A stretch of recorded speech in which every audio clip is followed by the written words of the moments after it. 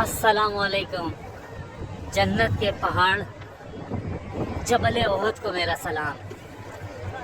یہ جبل احد کا پہاڑ ہے جہاں اسلام کی دوسری بڑی جنگ لڑی گئی، غزوہ بدر کا بدلہ لینے کے لیے یہاں حملہ کیا گیا تھا۔ یہاں بڑے مشہور ترین کفار ابو جہل کا سر قلم ہوا تھا اور آئے 3000 کا لشکر لے کے ہزار مسلمانوں کا مقابلہ کرنے کے لیے عتبہ، شیبہ اور ولید حکم حاصل ہوئے تھے، ان کا بدلہ لینے کے لیے آیا تھا۔ یہ سامنے یادگار شہداء ہے، روزہ احد کے جو مجاہدین تھے ان کے روزہ مبارک ہے۔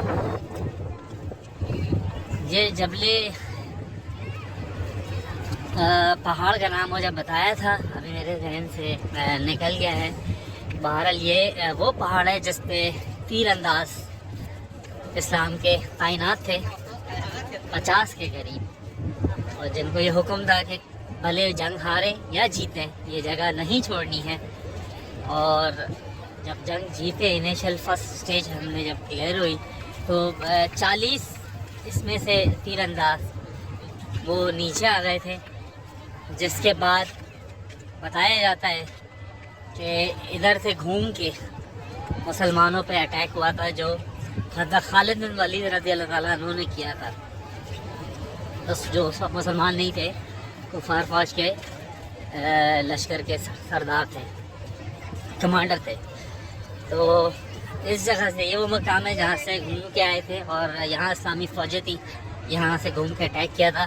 تیر انداز جہاں پہ ابھی یہ حاجی اوپر کھڑے ہوئے، یہ ایکچوئل پوزیشن مقام تیر اندازوں کی تھی، یہاں تیر انداز تھے۔ پھر 10 رہ گئے تھے، 10 کو اس پہاڑ پہ شہید کر دیا گیا صحابہ اکرام کو، اور جو 40 نیچے آ گئے تھے ان کو 40 صحابہ اکرام کو شہید کر دیا گیا تھا۔ تو انیشل جنگ کے بعد جو جیتی ہوئی جنگ تھی وہ ہاری ہوئی بازی بن گئی تھی، اس کے بعد پھر اسٹیبل ہو گئے تھے۔ لیکن بس یہ ایک سبق تھا کہ جو آپ کو آرڈر ملے ڈیورنگ وار جنگ، جو آپ کو جنگی حکمت عملی بتائی جائے، آپ کو اس سے نہیں ہٹنا۔ یہ ہے وہ پہاڑ۔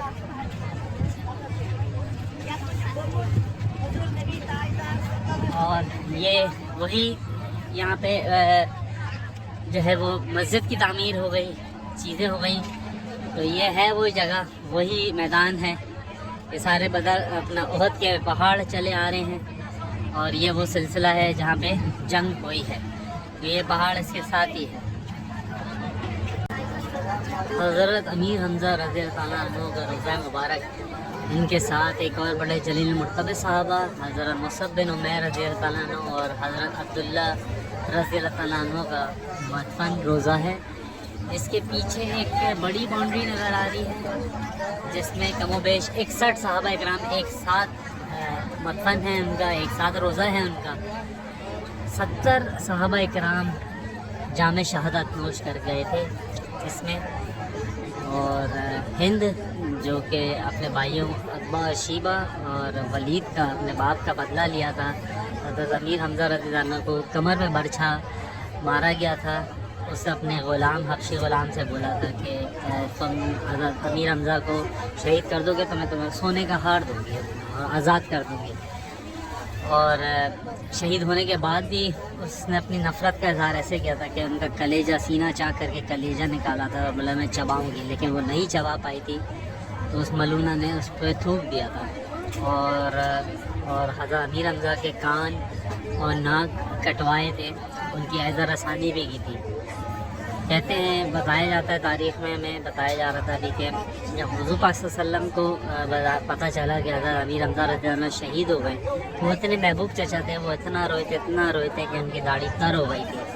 تو اللہ تعالیٰ نے فرشتہ بھیجا تھا، انہوں نے فرشتے نے ان کو دلاسا دیا تھا کہ یہ اسد اللہ ہے، اللہ کے شعروں میں سے ایک شعر ہے، تو آپ غم نہ کریں، بہت اعلیٰ مقام پہ فائز ہو چکے ہیں۔ تو یہ تھے وہ باتیں جو آپ لوگوں کو شیئر کرنا ضروری تھا۔ یہ یہاں سے کلیئر نظر آ رہا ہے، حضرت امیر حمزہ رضی اللہ تعالیٰ عنہ کا روزہ، حضرت مصعب بن عمیر رضی اللہ تعالیٰ عنہ اور حضرت عبداللہ رضی اللہ تعالیٰ عنہ۔